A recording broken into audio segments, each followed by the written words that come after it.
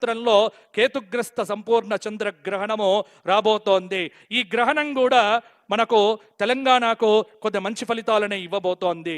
అలాగే విశేషమైనటువంటి రాహుగ్రస్త చంద్రగ్రహణము మార్చి 3, 2026 పూర్వ ఫల్గుని నక్షత్రయుక్త రాహుగ్రస్తోదయ చంద్రగ్రహణము.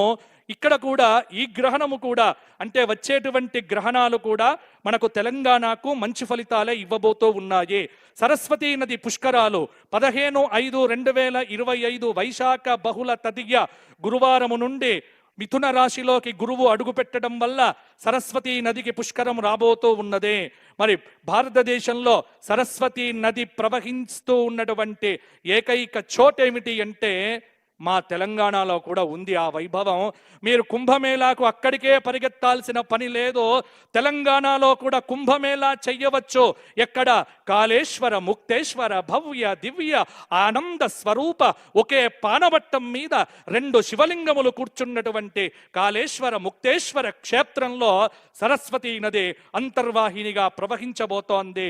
కాబట్టి అందరూ కూడా ఆ పుష్కరాల్లో స్నానం చేసి కుంభమేళాలకు సంపాదించిన పుణ్యం కంటే కూడా ద్విగుణీకృత పుణ్యాన్ని సంపాదించుకోవలసిందిగా కోరుకుంటూ, ఇక ప్రధానంగా చిట్ట చివరికి ఏమిటి అంటే అందరూ ఎదురు చూస్తున్నారు, మా రాశి ఎలా ఉంది, మా వాసి ఎలా ఉంది. దీని గురించి ఒక్క మాట నేను చెబుతాను. చాలామందికి ఏమిటి అంటే ఆదాయ వ్యయాల మీదనే లెక్క, రాజపూజ్య అవమానాల మీదనే లెక్క.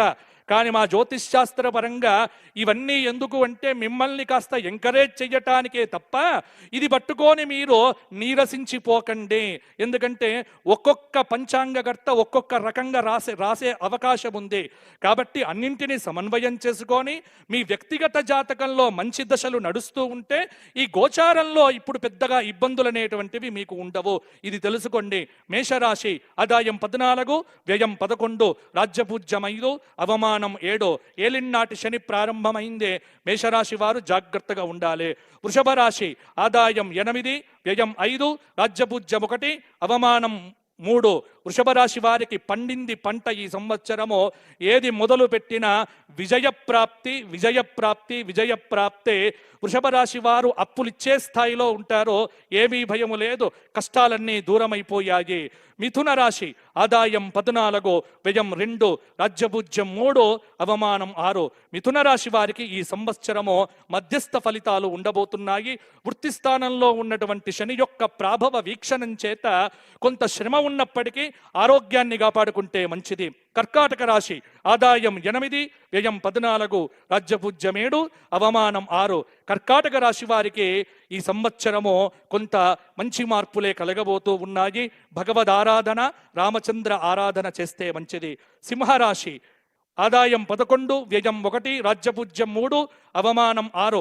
సింహరాశి వారికి ఈ సంవత్సరము కొంత అష్టమ శని యొక్క దోష ప్రభావం చేత ఇబ్బంది పడే ఆస్కారం ఉంది. కానీ ఏకాదశంలో ఉన్న గురువు యొక్క అనుగ్రహం చేత మంచి పనులకు డబ్బులు ఖర్చు పెడతారో బాగుంటుంది. కన్యారాశి ఆదాయం 14, వ్యయం 2, రాజ్యపూజ్యం 6, అవమానం 6. కన్యారాశి వారికి ఈ సంవత్సరం గతం కంటే బాగుంటుంది. మంచి ఫలితములతో ముందుకెళ్తారు.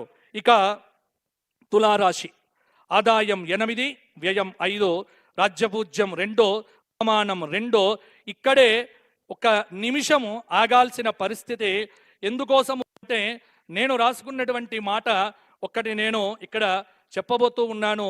మనం అందరం కూడా ఎదురు చూస్తున్నటువంటిది ఏమిటి అంటే మరి గౌరవనీయులైనటువంటి ముఖ్యమంత్రి వర్యుల వారిది ఏమిటి, వారి యొక్క నక్షత్రం ఏమిటి, వారి యొక్క రాశి ఏమిటి అనేటువంటిది. ఎందుకంటే రాజుది చూస్తేనే రాజ్యం బాగుంటుంది.